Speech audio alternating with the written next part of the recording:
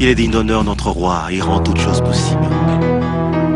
Un Dieu merveilleux, qui se sert de nos insuffisances et de nos imperfections humaines pour nous accorder la grâce de fleurir. Seigneur notre Dieu, nous sommes que de simples instruments. Nous voulons que ce moyen, que ce canal éternel notre Dieu puisse atteindre la vie d'une personne pour, Seigneur, son salut. Permets que cette vidéo, Seigneur, cette connexion soit, oh Dieu, remplie, éternel, de ton onction et de ta puissance. Saint-Esprit, nous te bénissons pour ce moyen des médias, dans le nom de Jésus-Christ. Amen. Amen.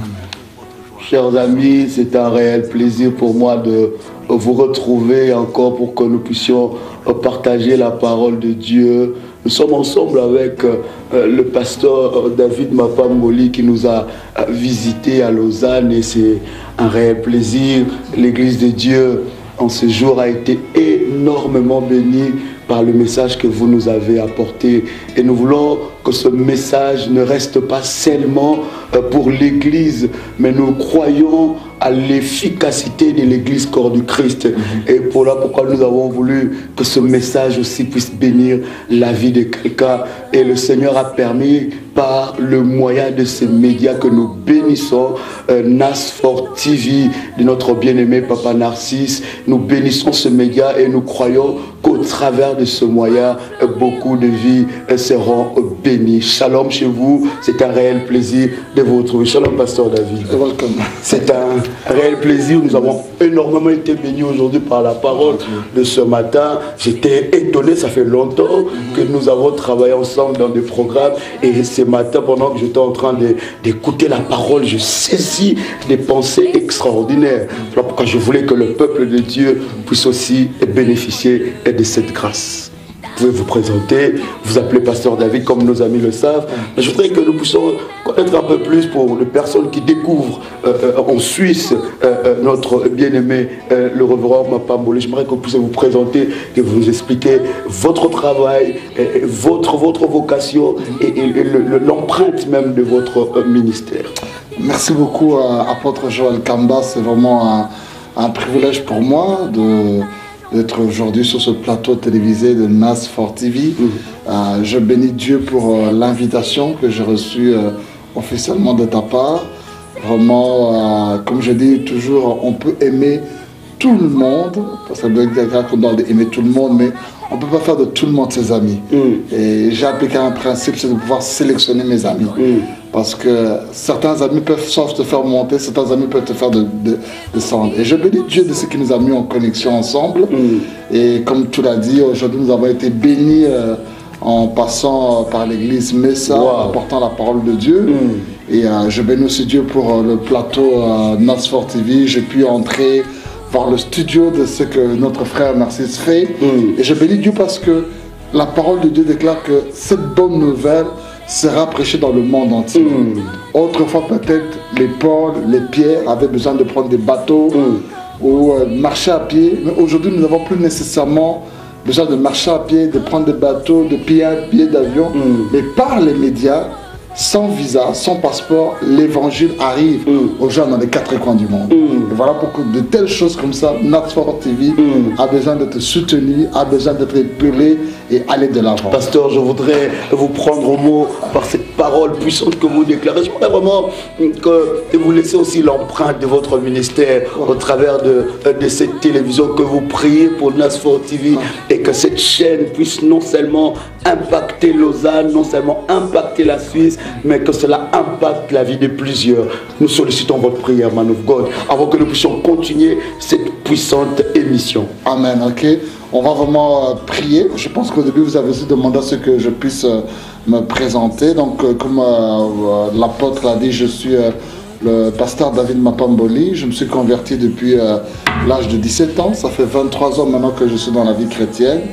J'ai grandi, je suis né de nouveau, baptisé, affirmé dans la foi, consacré dans le ministère, dans l'église La Grâce de Dieu, qui était conduit autrefois par le défunt pasteur Betouma, qui était mon père dans la foi. Et depuis quelques années, je suis en Europe. J'ai exercé le ministère pastoral en implantant des églises à Anvers ainsi qu'à Bruxelles. Et là, depuis 2 années, j'ai arrêté le travail au niveau de l'église locale et je me suis lancé dans un ministère missionnaire Donc nous allons souvent avec mon épouse, la sœur Bobette Blessing, de ville en ville, tenir des conférences dans le domaine du message de la foi et aussi dans le domaine conjugal pour aider les familles. On va, comme vous avez dit, prier pour ce ministère puissant des médias qui est NASFOR TV. Père, nous voulons te dire merci pour ce privilège que tu nous permets d'être sur le plateau et de bénir encore des vies dans le monde entier. Et nous voulons t'apporter, Seigneur, ce ministère de médias, que ta grâce soit dessus. Quand tu donnes la vision, tu donnes aussi la provision. Et laisse que cette télé puisse aller très loin, Seigneur, pour la gloire de ton nom. Que beaucoup de vies soient transformées, bénies et libérées au travers de cette télévision. Et merci pour la sagesse que tu donnes au président fondateur de cette mission, notre frère Narcisse, dans les directives, dans les stratégies et dans toutes les ressources tant financières, matérielles et humaines pour accomplir le mandat qu'il a reçu dans le domaine des médias.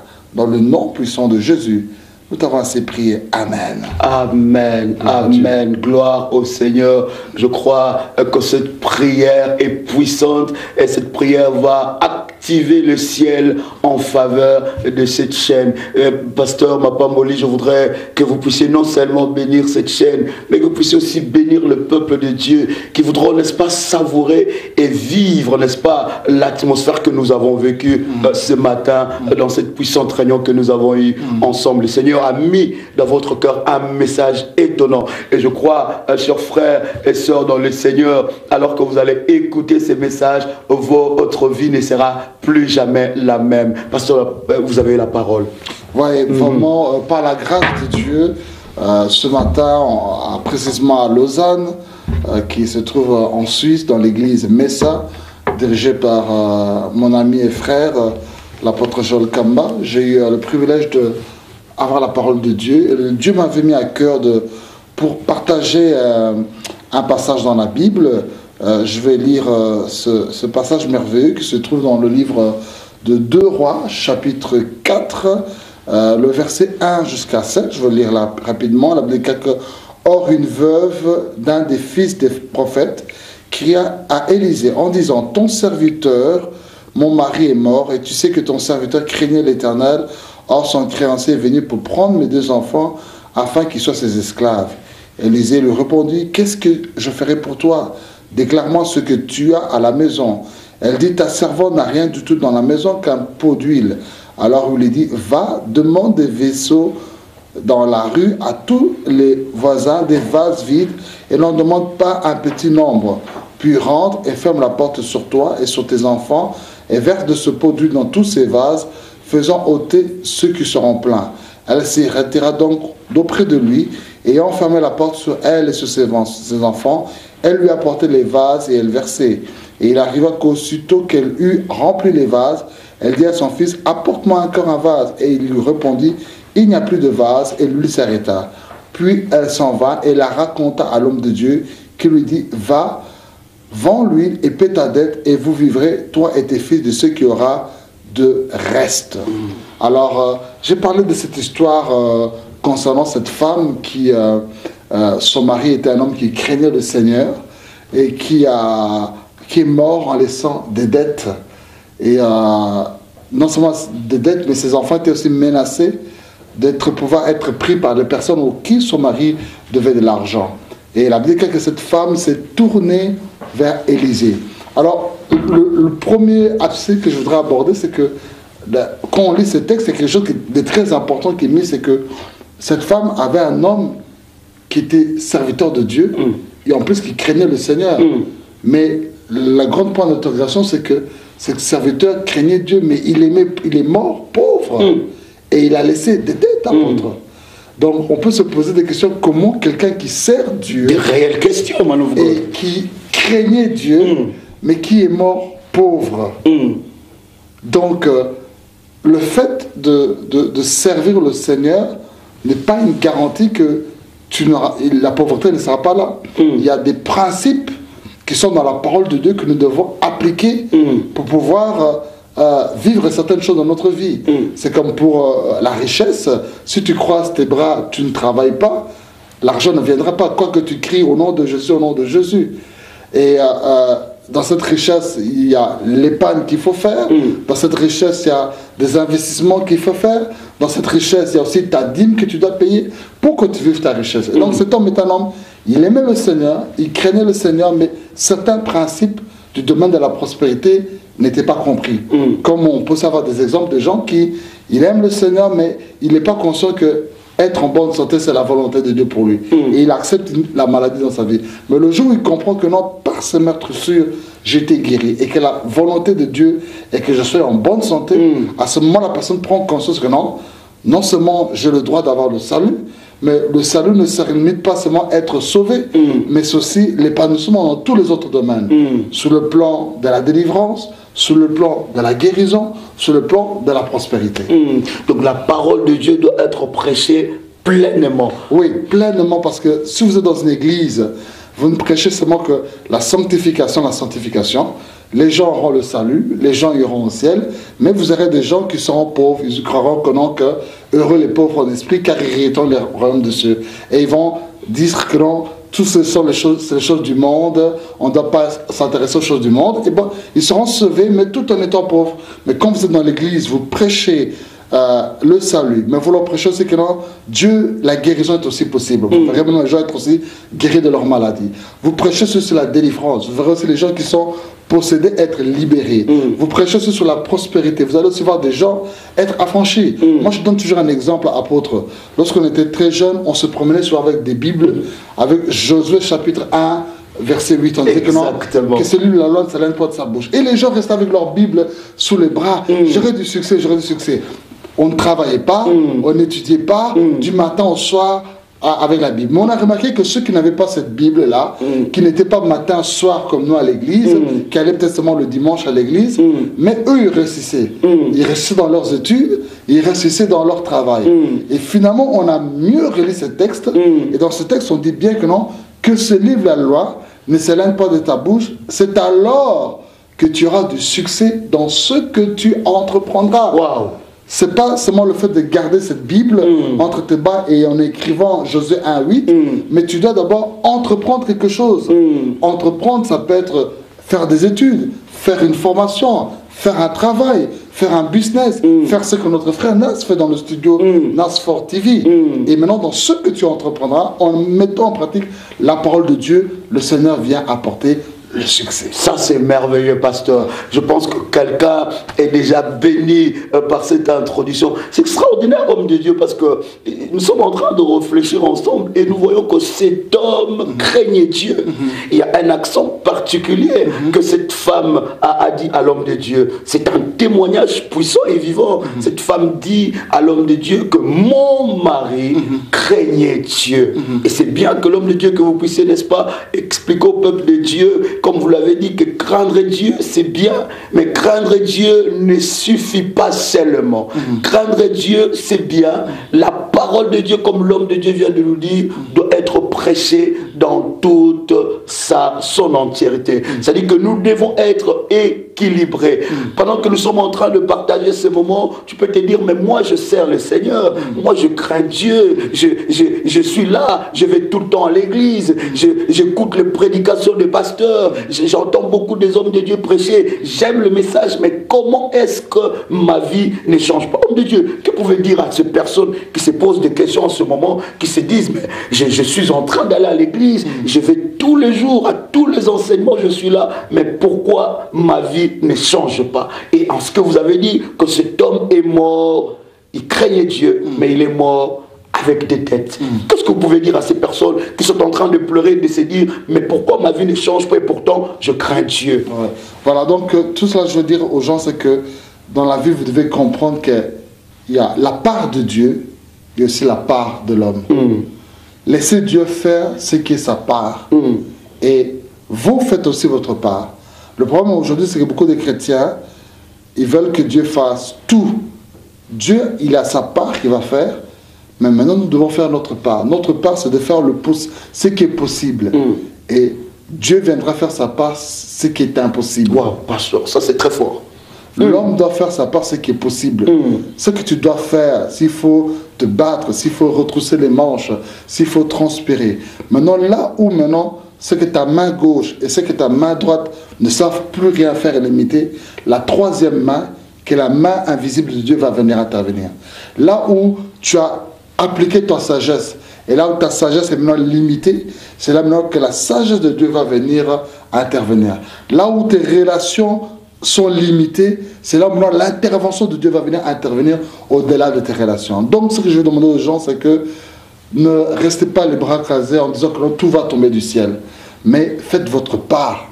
S'il faut frapper aux portes, s'il faut travailler, s'il faut chercher un emploi, s'il faut faire une formation, vous faites votre part, faites le possible afin que Dieu vienne faire l'impossible. Et vous verrez que tous les miracles que Jésus-Christ avait fait, il demandait toujours aux gens de faire le possible, ensuite Christ faisait l'impossible. Amen. Zachée a fait le possible, il était petit de taille, mais il a fait quand même le possible, il est monté sur l'arbre.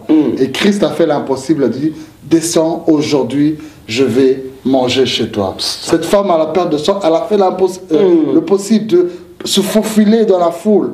Elle a touché Jésus et Jésus a fait l'impossible, il lui a guéri de sa maladie. Donc, le message c'est, fais le possible afin que Dieu fasse l'impossible pour toi. C'est merveilleux, pasteur, ce que vous êtes en train de dire. Et quand vous dites que cet homme est mort, il craignait Dieu. Il est mort pauvre. Et cette femme est restée, s'est dit que mon mari s'est confié à Dieu. Il a créé, et toute sa vie, il marchait dans la crainte de Dieu. Mais comment est-ce que mon mari, sa vie n'avançait pas? Il faisait que s'endetter de plus en plus. C'est que ça veut dire qu'il connaissait Dieu à un certain domaine. Et je pense que notre Dieu est un Dieu de principe, homme de Dieu. Parce que je pense que cet homme, s'il appliquait, comme vous nous dites, que l'évangile doit être prêché dans son entièreté, il appliquait le principe de Dieu, les choses allaient s'ouvrir. Bien aimés dans le Seigneur, vous qui êtes en train de nous suivre, je voudrais vous dire que le Dieu que nous servons est un Dieu de principe. Et dans la vie que nous sommes en train de vivre, il n'y a rien pour rien. Rien ne tombera du ciel. Croyez-moi, la manne ne tombera plus jamais du ciel. Ça veut dire, bien aimé, le Dieu que nous sommes en train de servir, nous le prions, nous le craignons, mais Dieu, pour que nous ouvre certaines portes, pour que nous puissions accéder à une certaine dimension, nous devons appliquer le principe de Dieu. Continuez, homme de Dieu, nous sommes déjà en train de parler de ce message énormément qui nous bénit. Dieu marche avec ses principes. Tu peux être tous les dimanches à l'église, tout le mercredi à l'église, tu peux écouter n'importe quel message, mais si tu n'appliques pas le principe de Dieu, le miracle sera fermé dans votre vie. Homme de Dieu. Oui, alors on voit que dans au verset 1 de 2 Rois chapitre 4 verset 1, on dit que cette femme cria à Élisée, son mari. Elle avait des problèmes, mais lorsqu'elle a vu l'homme de Dieu Élisée, elle a vu l'homme de Dieu comme une solution à son problème. Elle n'a pas regardé si cet homme était élancé, s'il était de petite taille, s'il avait un surpoids, s'il était mince, s'il était chauve, si le niveau social, il était riche ou quoi. Mais elle a dit non, c'est l'homme de Dieu. Et si je considère ce qu'il est en lui, je suis en train aussi de considérer ma vie. Mais si j'ignore cet homme de Dieu, j'ignore aussi ma bénédiction. Et donc, elle a eu confiance à l'onction qui était sur l'homme de Dieu. Et voilà pourquoi ça avait été béni. Et j'ai fait comprendre maintenant au peuple de Dieu de Lausanne, et que je dois forcer comprendre à tous les enfants de Dieu qui nous suivent aujourd'hui, c'est que nous devons avoir du respect pour les hommes de Dieu. Je sais qu'aujourd'hui, bon, avec la technologie, avec tout ce qui se passe, les gens balancent tout à la télévision, sur les sites réseaux pour discriminer les hommes de Dieu. C'est vrai qu'il y a eu beaucoup de scandales actuellement, mais cela ne signifie pas que tout le monde est comme cela. Il peut y avoir des faux dollars, mais aussi des vrais dollars. Il peut y avoir des faux serviteurs de Dieu, mais aussi des vrais serviteurs de Dieu. Et pour ces vrais serviteurs de Dieu, je demande au peuple de Dieu de pouvoir avoir de la considération pour eux. La Bible dit que confiez-vous en l'Éternel et vous serez affermis. Et confiez-vous en mes serviteurs les prophètes et vous réussirez. C'est-à-dire que ta relation avec Dieu va t'affermir dans ta foi, dans ta maturité, dans ta croissance spirituelle.